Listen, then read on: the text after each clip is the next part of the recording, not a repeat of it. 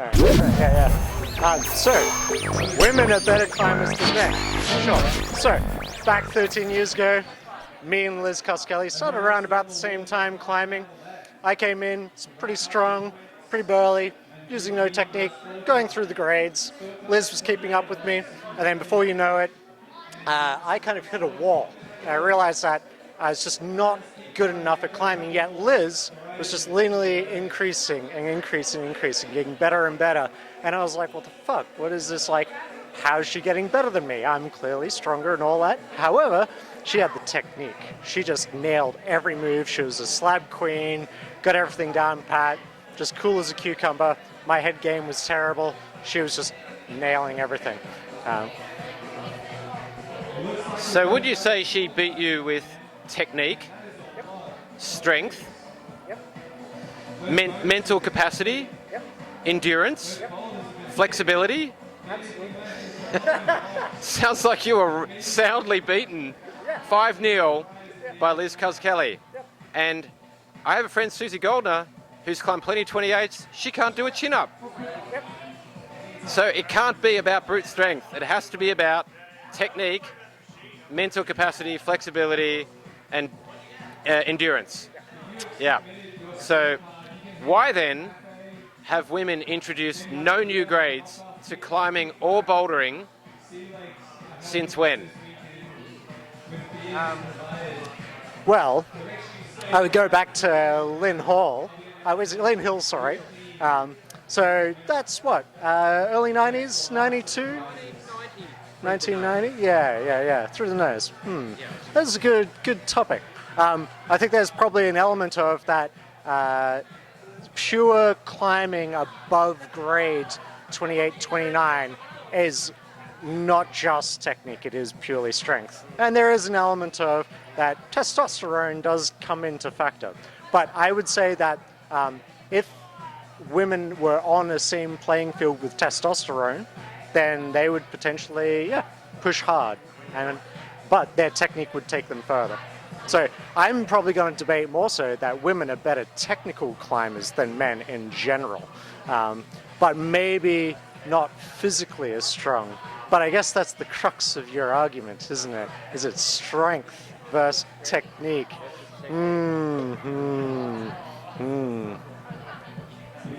What about vision? Because if you have the vision, which Linda Hill did, she had the schooling to be in the situation at the time, in the sport, in the golden age, to be in the place where the best free routes in the world were going up. But she had the vision to climb the Great Roof and to climb the Impossible Corners pitch and climb the nose before anybody else did, and it wasn't repeated for years. So for me, she had the full skill set and is therefore one of the greatest female climbers of all time, if not the greatest ascent by a female of all time. Maybe not, and not the hardest ascent, but the most famous ascent, probably the most meaningful ascent. Because you could argue that Brooke Rabatou climbing Excalibur at 515C is a more impressive ascent. In some regards, a more impressive ascent because it's substantially harder, but it had 3 ascents, but not a female ascent, and no female ascents at that grade had ever been done. So still a milestone to achieve. Yeah. But not quite that. Not quite, but potentially women have the capability to push the boundaries on route climbing more so than bouldering. So on that, do you potentially think that because climbing is still more of a man's sport, that maybe that there's a lot more men pushing each other for that vision, and that we just need more Brooks and more Yanyas and more Linda Hills, and that maybe it is that there is just a numbers game for men being stronger at the moment just because that women aren't as prevalent. Because last time I checked, I think it's only like 30% of the climbing community are women, if that. And there might just be a factor that it just needs to be one or two women that push that boundary, and then the other women go, hey, you know what? I could potentially do that too. And men have had many more years of that. We've also got the dumb amygdala going on, so we don't really get scared as easily. So there's that element that men maybe are just too dumb and are pushing further and harder earlier, but that the trajectory, like with me and Liz, the trajectory is there. Maybe I picked earlier, and then Liz is going on further, and that maybe that's the general trajectory of women's climbing. I would say that women's climbing, it's one French grade away from being the same as men's. So we've seen that level out in the last 15 years. Whereas I would guess there is 100 men that could climb 9B plus. But there's probably only 10 or 20 women that could climb 9B plus or 515 plus. Therefore, the likelihood of men progressing grades is probably still there. Somebody like Seb Bowen. But the best women are as good as the best men now. If they are prepared to transition between comp climbing and sport climbing, they are neck and neck in the skill sets. But in bouldering, I would argue that men are multiple grades ahead due to power and strength and some of the other points around how many times a man's prepared to beat his head against a block before succeeding or walking away.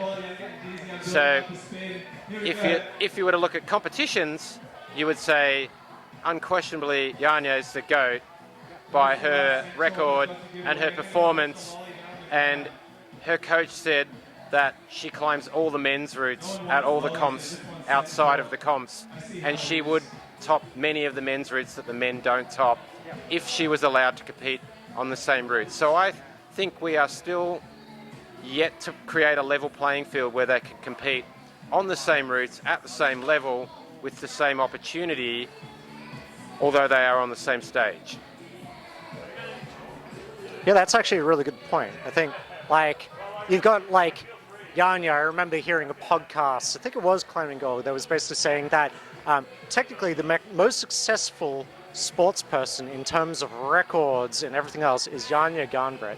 And even Tiger Woods, he used to be the most successful sports person of all time, and technically I think that's now Janja. So if you go down that route of just technicality of most successful sports person versus most successful sports men, women are technically beating men at the moment, right now. So if you change the playing field to is it men versus women versus men versus women in climbing and grades, from grades to success, technically women are beating men right now, and therefore could be considered stronger for their achievements.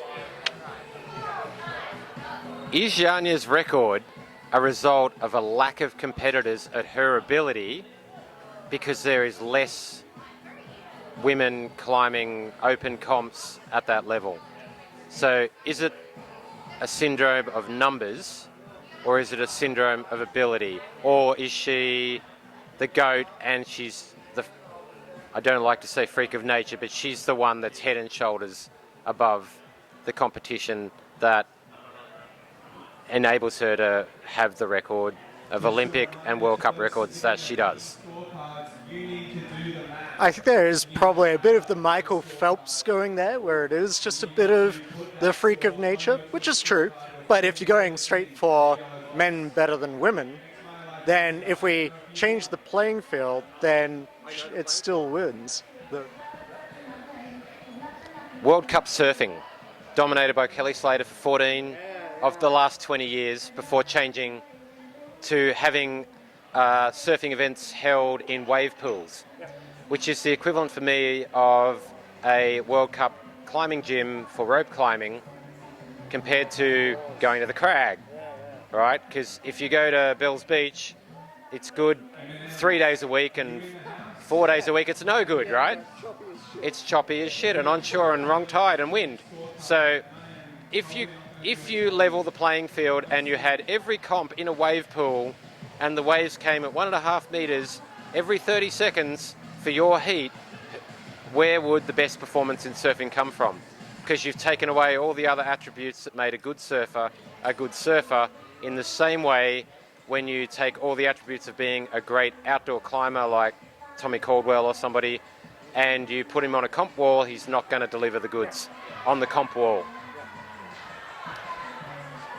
Yeah, like in that case, I guess that's like the difference between like sport versus speed versus bouldering versus outdoors, and full stop. And I think that, yeah, you've got your different like specializations, because yeah, Tommy Caldwell, absolute gun, big wall climber, just knows his stuff, great at rope work, knows when to push it, knows when not to push it. And then you got also Yanya, who knows when to push it, and she'll just push, but like will still deliver the goods because she's cool, calm, and collected.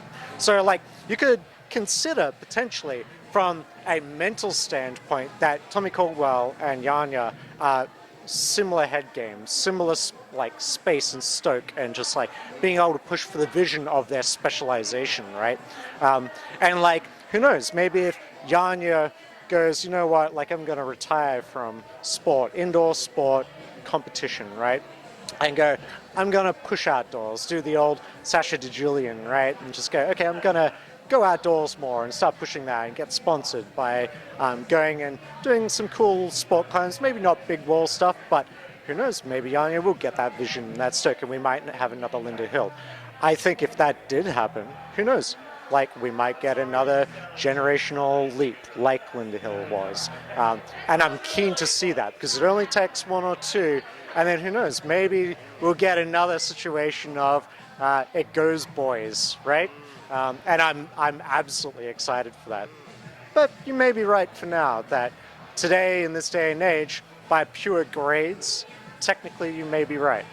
But I think that there is potentially just a generational inclusion of one super stoked woman who goes and do another Linda Hill kind of esque achievement, because we're getting it in indoor. But yeah, I think I'll concede.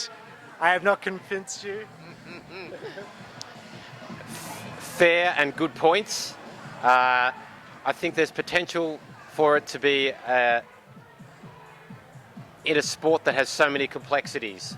The ability for men and women to perform at the same grade is right in front of us now as we hit the limit of human abilities. However, Adam Ondra did say routes can get harder forever by just stacking more hard boulder problems on top of more hard boulder problems until somebody sticks them all together and they go, it's a grade 40 or a 9D plus. Yeah. So yeah, thank you, sir. Cool. Well played. Well played. Well played. Thank you, ball boy. Thanks, guys. So I couldn't hear what you guys said. So what's the consensus? Is there agree to disagree kind of thing? Consensus is that climbing is a broad spectrum and encompasses a wide population base of peoples, and you can't have a favorite of your own because everyone is on their own journey to their own destination at their own speed, with their own scope of what they think they can achieve in a sport. So the consensus is you can get anything out of climbing you put into it, and the more you put in and the more places you go and people you meet, the more opportunity to, have a fulfilled climbing life. Nice. All right. Well, I was changed my mind with Rob Dog and Milky. Yeah. Thank you. That's a wrap.